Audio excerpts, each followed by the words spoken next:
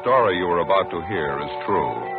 The names have been changed to protect the innocent. Fatima Cigarettes, best of all king-size cigarettes, brings you Dragnet on both radio and television.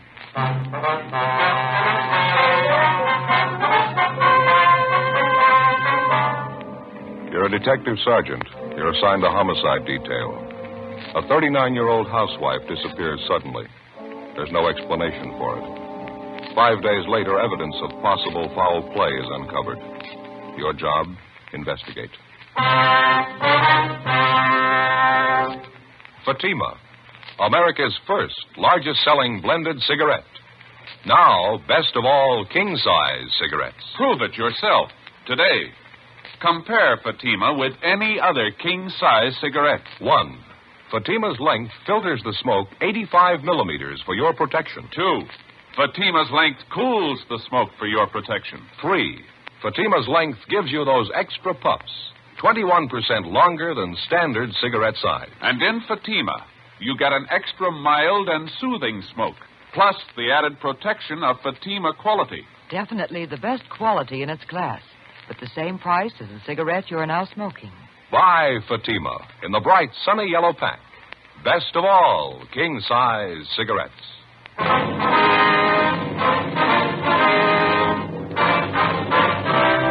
Dragnet, the documented drama of an actual crime. For the next 30 minutes, in cooperation with the Los Angeles Police Department, you will travel step by step on the side of the law through an actual case transcribed from official police files.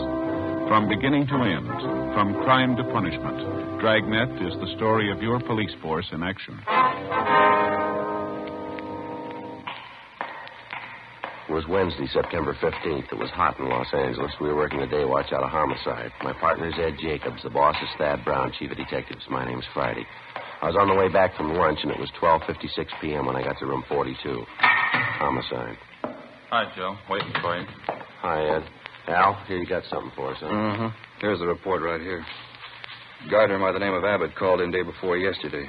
Chester Abbott said his wife disappeared from their home out in the valley Thursday night. He says he thinks she left him. Well, it happens every day. Not this way, it doesn't. Walsh and I went out to talk to the man yesterday. His story doesn't make too much sense. How do you mean, Al? None of his wife's clothes are missing, none of her luggage. She even left her pocketbook behind, full of money. We found out from the neighbors the missing woman has a 17-year-old boy by a former marriage. Does that mean anything? He's an only child. Mother dotes on the kid. She didn't even say goodbye to him. Well, how'd this Chester Abbott impress you? Pretty grouchy with Walsh and me. No cooperation. Wants to find his wife, doesn't he? I don't know. I'm not sure. He's no help, I can tell you that much. Could I see that report, Al? Yeah, here you. Thank you. Florence Trumbull Abbott, age 39. Abbott's her second husband. First one died a little after the boy was born. Mm-hmm. Disappeared Thursday night from the home, 546 Belasco Road, between 7 and 8 o'clock. Well, when did Abbott call in to notify you? Monday afternoon. Told us he thought his wife might have been spending the weekend with her sister. When he found out she wasn't, he called us. Mm-hmm. You meet the boy when you were out there? Yeah, that's another thing. How do you mean? The kid came riding up on a bike when we were talking to one of the neighbors. We tried to talk to him, but the old man came out and hustled the boy into the house. Then he started chewing us out. Well, what's his trouble? He told us it was our job to find his wife, not to go prying into his stepson's affairs. That's a news flat. Well, how about the woman's friends and relatives? They've been checked out yet, Al? Walsh is on it now. Don't think he's had much luck contacting him so far. I'll tell you the truth, I don't like the looks of it. Mm. Mrs. Abbott have any other relatives here? I mean, besides a sister and 2 aunts? Yeah, I got the list right over here. Sure wish we had a chance to talk to that boy. Notice anything else out of the way about Mr. Abbott, Al? Well, I don't know. Here's that list, Joe. Oh, thank you. Abbott was upset, all right. I don't know, though. He didn't exactly strike me as reacting the way a normal man reacts when his wife's disappeared. Well, how about a copy of this report? You got one to spare? Yeah, sure. Just a minute. Yeah. Missing persons, Barghetti. That's right. This is Barghetti speaking. Who's that? Oh, yeah. Yeah, sure. About what? All right, good. 4 o'clock? Fine. All right, son. Goodbye. Well, that was the boy I was telling you about, Mr. Abbott's stepson. What do you want? He wants to talk to us. Sounded worried. About his mother? He thinks something's happened to her. In police work, missing persons detail is not a department separate in itself.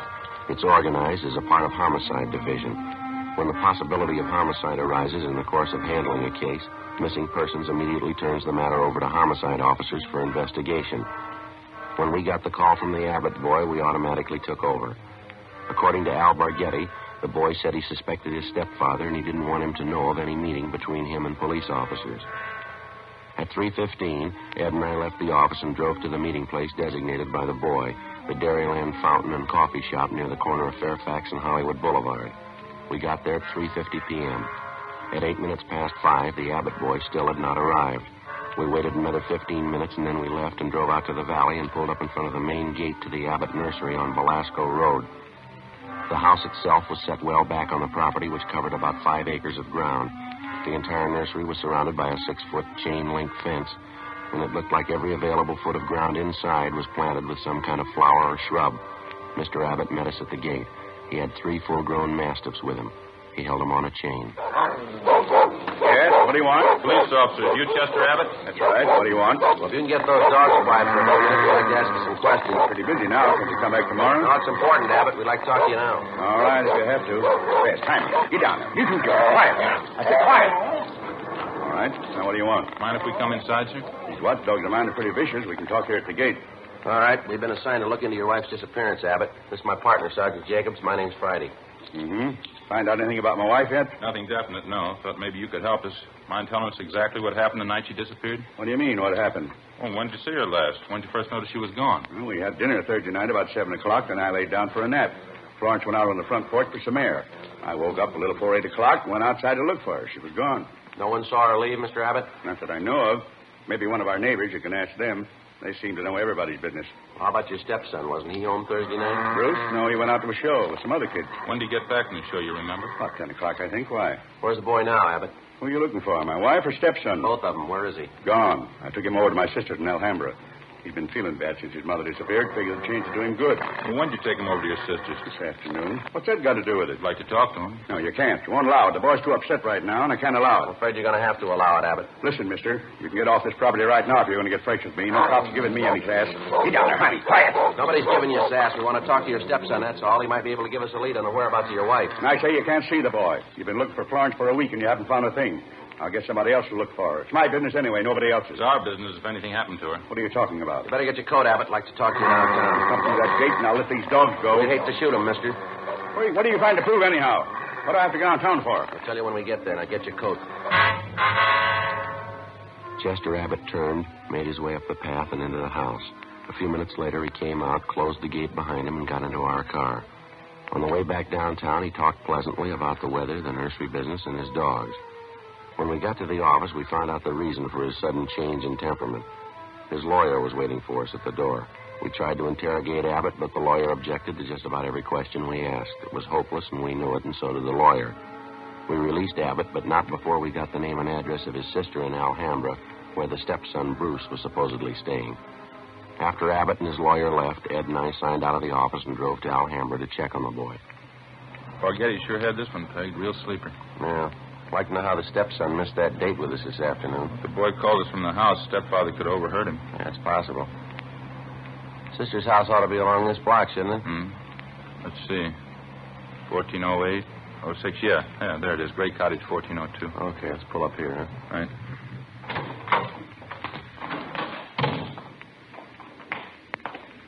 Nice looking place, well kept. Huh? Mm-hmm. Nice neighborhood. Wonder how the lot prices run out here. I don't know. I'll get the bell.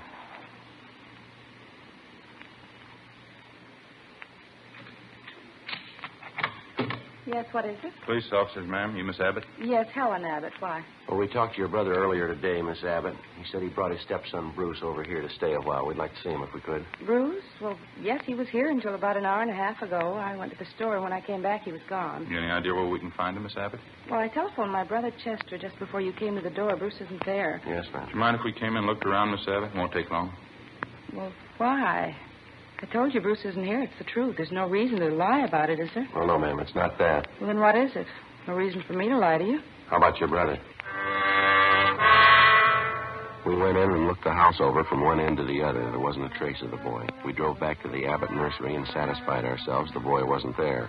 Meantime, the home of Chester Abbott's sister in Alhambra was kept under constant surveillance. No one came or went. The next morning, when Ed and I checked in for work as usual at 8 a.m., we met with Sergeant Al Barghetti. Well, I had half an idea there might be something wrong. What makes you so positive, Bill? That's just it, Al. We're not positive. It's the whole setup, I guess, smells bad. How do you mean, for instance? Well, Abbott's lawyer, for one thing. If a man's innocent, he doesn't have his lawyer sit with him and tell him not to answer any questions. Yeah? Number two, the kid's phone call. He didn't show up for that date. You figure. I don't know. Could be he doesn't get along with his stepfather. Happens, you know. Maybe he's trying to get back at him for something or other. Yeah, that could be. Why is Abbott hiding him out then? Pretty sure he's hiding him out. The way things been going, no other way to take it. Huh. Mrs. Abbott walked away from her home last Thursday night. Nobody saw her. She took nothing with her. No luggage, no clothes, no money. That's it. You checked with her family doctor? Yesterday, told us Mrs. Abbott was in perfect health. Checked her bank statements, double-checked the name through Wanderer's file. Repeaters found, missing persons. Couldn't find it in either one. Her relatives, too. How you talked to them? Some of them, yeah, Al. Got a few more to check out this morning. Well, one thing's certain. No clothes, no money, no luggage. She couldn't have gone very far. You checked all the angles, huh? The sheriff's office, the jails, the hospitals. Sent out a teletype and an APB. She's been gone almost a week, and nobody's seen her. Now, how's that add up to you? Well, they got an idea. Yeah. I hope I'm wrong. 8:45 a.m. Ed and I left the office and continued making the rounds of the missing woman's friends and relatives. We checked at the Western National Bank, where Mrs. Abbott maintained another account. Her savings statement showed a total balance of $31,564.17. Her checking account had a balance of $842.71. At the Farmers Mutual, we found the record of an insurance policy issued to Florence Trumbull Abbott. It was a 20-pay life policy covering the insured in the amount of $30,000. The beneficiary was listed as the insured's son, Bruce Trumbull Abbott, if living upon receipt of such due proof. If not, the insured's husband, Chester J. Abbott. By the time we finished checking the missing woman's financial status, we figured we had a fair suspect in the husband, Chester Abbott. From casual reports, we knew he was a frugal man, almost to the point of obsession. If he was greedy as well, if he wanted or needed money badly enough to kill, then he had all the motives necessary to murder his wife. Maybe his stepson, too. 6:40 p.m., Ed and I drove back to the office. Go ahead. Long day, out of mileage. Yeah. Wonder if Al's still around. Hey, Bargetti. Al? Yeah, here. That you, Friday? Yeah. How'd you do? Get anything? A few things, pretty fed up. Good. I got some more for you. Just walked in here 10 minutes ago. Who's that? Bruce Abbott. He's waiting in the next room. We went into the next room and met the Abbott boy. He was small for a 17-year-old, dark-haired, thin, a little on the sickly side. He seemed nervous and upset. He told us that he wasn't able to keep the date he made with us on the phone because his stepfather did apparently overhear the conversation and drove the boy immediately to his sister's place in Alhambra. We asked the boy what made him so sure that his stepfather was responsible for his mother's disappearance. Well, for one thing, all three of us usually go to the early show on Thursday night, Chester, Mom, and me. But last Thursday we didn't go. Why was that, son? Chester said he wasn't feeling too good and he wanted Mom to stay home and take care of him. Then he told me to go on ahead to the show, so I did. What time did you get home, Bruce? About 10:15, 10 o'clock. Did you notice anything unusual when you got home, son? Not so much, no. Mom wasn't there. I didn't think much about it then. I thought maybe she was over to one of the neighbors. You asked your stepfather where she was? Uh-huh. He said he didn't know. He said he thought she was over at one of the neighbors, too. What was your stepfather doing when you got home? Just sitting in the living room reading the paper. I usually don't talk to him too much. I just asked him where Mom was, and he told me, and then I went back to my room and went to bed. Did you notice anything unusual about the way he acted? Anything different about him at all? Well, I'm not too sure. He did seem a little nervous, though. Jumpy. More than usual, I think. Mm-hmm. Anything else? Well, when I came through the front yard, I noticed the dogs had mud all over their paws. Red, Jaime, and George, all three of them. They must have been out in the nursery plots. Anything unusual about that? In a way, yeah. You see, the dogs don't go out in the plots unless Chester's with them. He doesn't want them to trample the seedlings. I noticed Chester had mud on his shoes that night, too. And you figure your stepfather was out digging somewhere in the nursery plots that night, huh? Yeah, that's right. Digging somewhere. He must have been. Can't figure out why, though. How do you mean, son? My stepfather never works at night.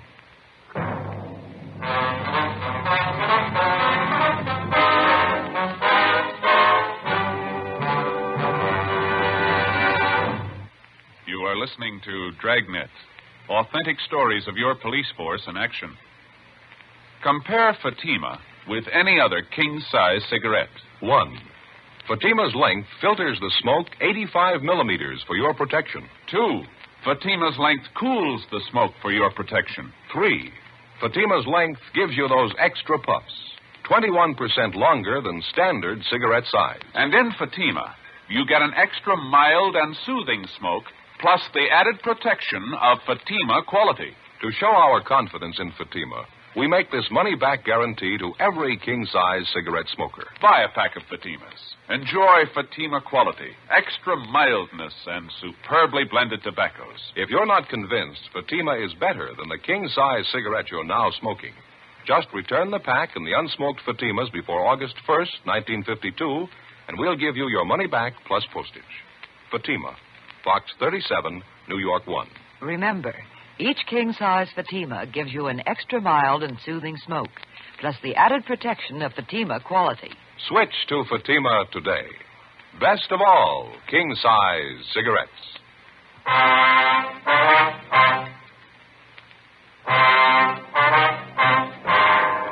Thursday, September 16th, 7:05 p.m. We continued talking to the missing woman's 17-year-old son, Bruce Abbott. As the interview went on, it became more and more obvious that the boy and his stepfather, Chester Abbott, didn't get along at all. Apparently, the boy was jealous of him, and he was jealous of the boy. Besides his prejudice, Bruce also contradicted himself during the course of the questioning. 7:15 p.m., the interview went on. I understand that all right, son, but you say you can't think of any reason why your father'd be out working in the nursery plots that time of night? No, sir, I can't.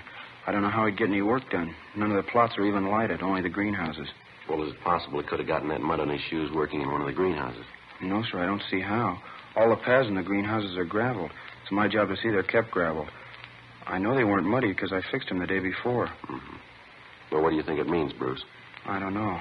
I don't want to think about it. I just know he's done something.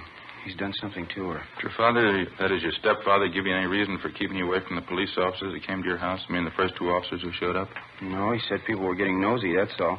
He said it might be better for me over at my Aunt Helen's place. Mm-hmm. Well, do you think your Aunt Helen might know where your mother is? I don't think so. We hardly ever see Aunt Helen. We don't know her well at all. Well, do you know if your mother and stepfather argued very much, son? I mean, big arguments. Sometimes, yeah. Mostly about me. How do you mean? Chester's pretty tight, you know. Doesn't like to spend money at all. He and Mom used to argue about whether I ought to get paid for the work I did around the nursery. Chester didn't want to pay me. That's so? Yeah, when I started working, he promised he'd pay me. I was saving up to buy a 31 Model A. After a couple of weeks, when he didn't pay me, I asked him about it. He told me I ought to be glad to work for him for nothing. And your mother argued with him about that? Sure, she got good and mad, too. She should have gotten mad. It was her money that bought the nursery anyway. Well, how'd you happen to get away from your aunt's place, Bruce? It wasn't too hard. Helen had some shopping to do, and she left me alone. She locked the door to my room. Even the screen over the window was nailed down, but I kicked it out and got away. I stayed at a friend's house last night. You thought much about where you're going to stay tonight, son?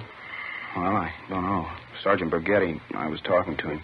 He asked me if I wanted to go out and have dinner and then stay at his house tonight. I don't know. Sounds like a good idea to me. I don't know. Sure nice of him to ask me. I think it'd be a lot better for you, son. Why don't you check in the next office, see if Borghetti's ready to leave, huh? Yeah. Okay, Sergeant, thanks. Sure. You betcha. Joe, what do you think? It's hard to say. He might be lying. Before we signed out of the office that night, we met with Captain Lorman and outlined a plan to bring in the husband of the missing woman for questioning alone.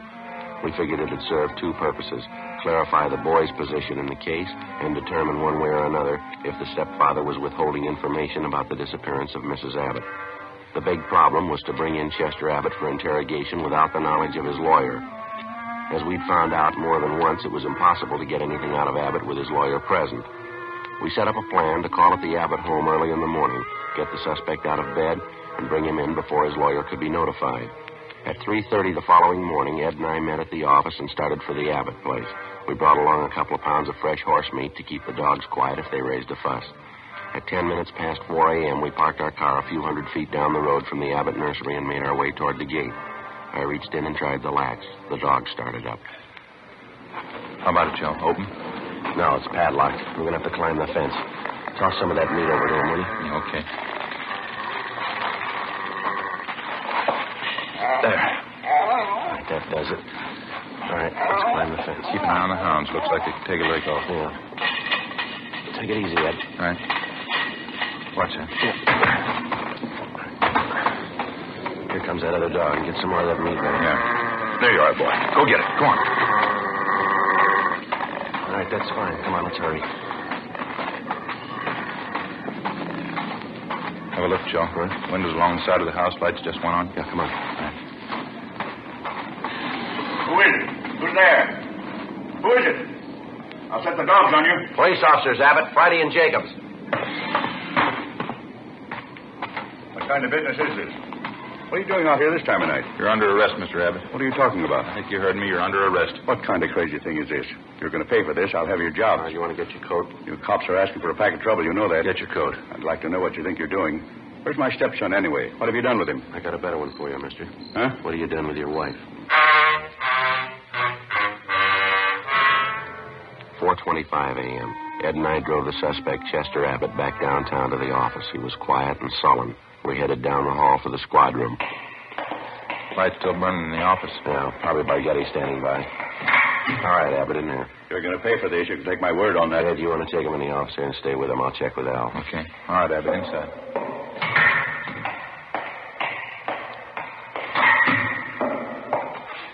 Joe, you bring him in? Yeah, he's next door. Ed's with him. Tough. Somebody must have seen you.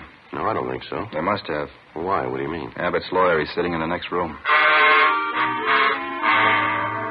How the lawyer had been notified, we couldn't be sure. Again, we tried to question Abbott, and again, on the advice of his attorney, he refused to answer practically every question we put to him. We released him. That day, Captain Lorman assigned 2 men to stake out on the nursery and report on all of Chester Abbott's movements. A little after 7 p.m., just after nightfall, we tried again to bring the suspect in for questioning without his lawyer's knowledge. It didn't work. The men assigned to stake out on the Abbott place reported definitely that someone was tipping off the attorney whenever unknown visitors showed up at the nursery and drove off together with Mr. Abbott. There was nothing we could do about it.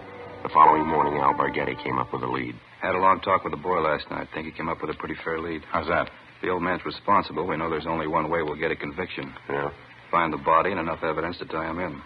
Yeah, well, where do we start looking? In a new rose bed. It's next to one of the greenhouses in Abbott's nursery. Boy tell you this? Yeah, seems to make sense. We know old man Abbott's crazy about saving $1. We found that out from the neighbors and the relatives. Mm-hmm. On the nursery trade, especially in the limited area Abbott has to work in, you cultivate every foot of ground you have. You plant every foot of soil with something. Well, yeah, what's the point? Well, Abbott's not the type to waste anything. He wouldn't let ground lie fallow when he could plant something that might bring in a few dollars next spring. Mm-hmm. Bruce tells me his stepfather has every inch of the property planted with something. Everything except a 6x8 plot of ground in that rose garden. Well, what did the boy say? The plot been vacant for a long? Well, he says his stepfather got it ready for planting a week and a half ago. It's still vacant. Be worth checking out. How do we do it? We can order up a crew from the crime lab. They can take probings through the plot all around it. They ought to be able to tell us how deep the ground's been worked over lately. Okay. What do you figure, tonight? I think so, yeah. Maybe 11, 12 o'clock. What about old man Abbott? You think he's going to sit still for it? If the hunch pays off, he's going to sit still a long time. It was 10 minutes past 11 that night when we got to the Abbott nursery. Lee Jones and the crime lab crew, Al Bargetti, Ed, and 2 other men from homicide. The men on stakeout told us Chester Abbott, along with his attorney, had left the house a half hour before in his car, a dark blue coupe. They hadn't returned. Ed brought along another supply of fresh horse meat for the dogs, so we didn't have any trouble there. We located the vacant plot of ground in the rose bed next to one of the greenhouses, as Bruce Abbott had described it to Bargetti. The crime lab crew started probing. The ground obviously had been worked over recently, and to some depth. They started digging. Anderson, get that light over here, will you? Thanks. Joe, see anything? No. Let's keep digging. It's right over here. Yeah. You know, this is it. He wasn't taking any chances. Down a good 4 or 5 feet now, wouldn't you say? Yeah, at least that. Anderson, more light, huh? All right, let's go at it. All right, wait a minute. Yeah. Woman's shoe here. Come on.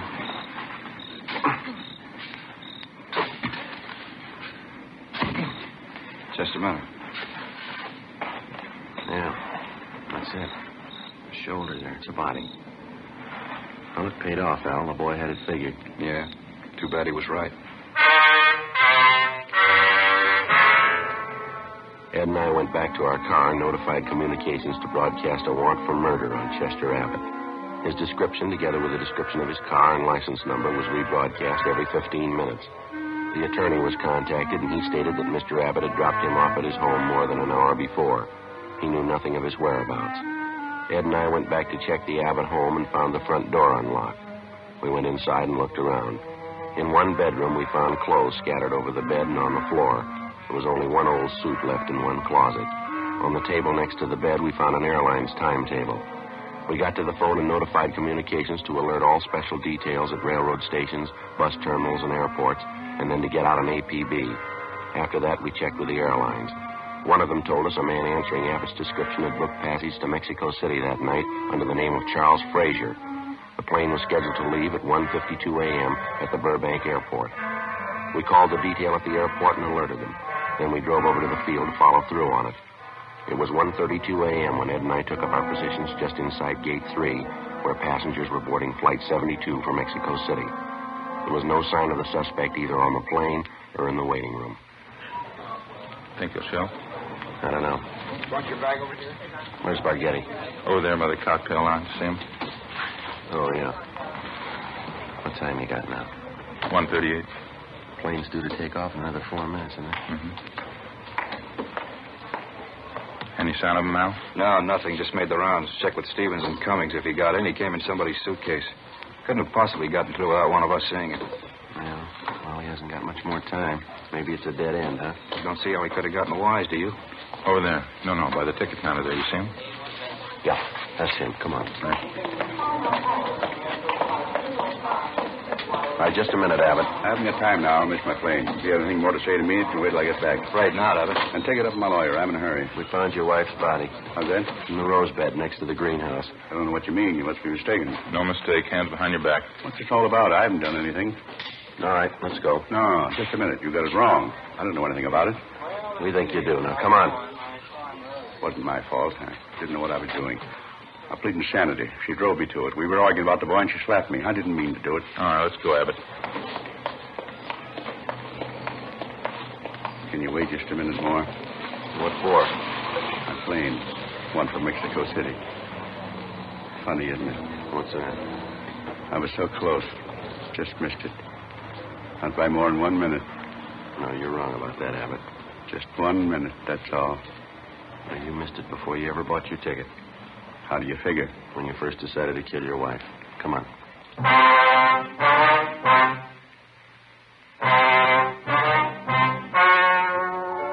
The story you have just heard was true. The names were changed to protect the innocent. On December 19th, trial was held in Superior Court, Department 89, City and County of Los Angeles, State of California. In a moment, the results of that trial. Now, here is our star, Jack Webb. Thank you, George Fenneman. Friends, I'm holding 2 sets of fingerprint cards. Now, on one, prints found at the scene of a crime. On the second, a suspect's taken from the files. Now, the only way in the world you can tell they're made by the same suspect is by comparison. If you'll compare Fatima with any other king-size cigarette, you'll find Fatima's length filters the smoke, 85 millimeters, for your protection. Fatima's length cools the smoke for your protection. Fatima's length gives you those extra puffs, 21% longer than standard cigarette size. And you get an extra mild and soothing smoke, plus the added protection of Fatima quality. Prove it today. Buy Fatima.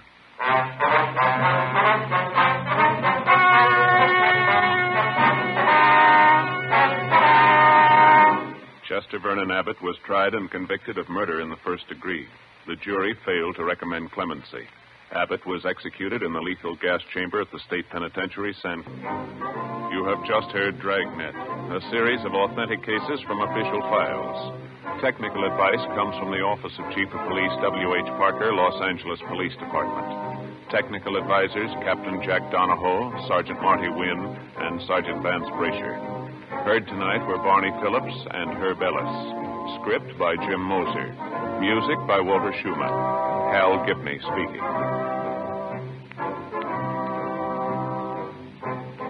Fatima Cigarettes. Best of all king-size cigarettes has brought you Dragnet, transcribed from Los Angeles.